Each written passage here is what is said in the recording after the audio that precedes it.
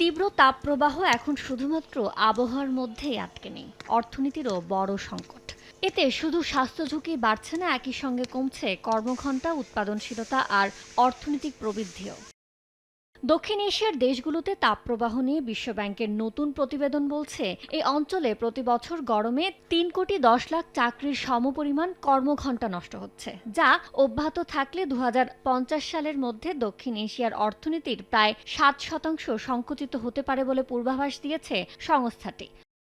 প্রতিবেদনে বলা হয়েছে, 2024 সালে তাপপ্রবাহে উৎপাদনশীলতা কমে বাংলাদেশে 130 থেকে 180 কোটি ডলারের অর্থনৈতিক ক্ষতি হয়েছে, যা জিডিপির 0.3 থেকে 0.4% সমান। তাপমাত্রা 37 ডিগ্রি সেলসিয়াস ছাড়ালেই এই ক্ষতি উল্লেখযোগ্যভাবে বেড়ে যায় বলেও পর্যবেক্ষণ তুলে ধরেছে বিশ্বব্যাংক। চরম তাপপ্রবাহের প্রভাব দক্ষিণ এশিয়ার পোশাক শিল্পেও পড়েছে, এমন তথ্যও তুলে ধরেছে বিশ্বব্যাংক। বলা হয়, তাপজনিত কর্মচাপ মোকাবেলায় ব্যবস্থা না নিলে 2030 সালের মধ্যে বাংলাদেশ, পাকিস্তান, ভিয়েতনাম ও কম্বোডিয়ার পোশাক খাতের সম্মিলিত রফতানি আয় $65.8 বিলিয়ন পর্যন্ত কমে যেতে পারে।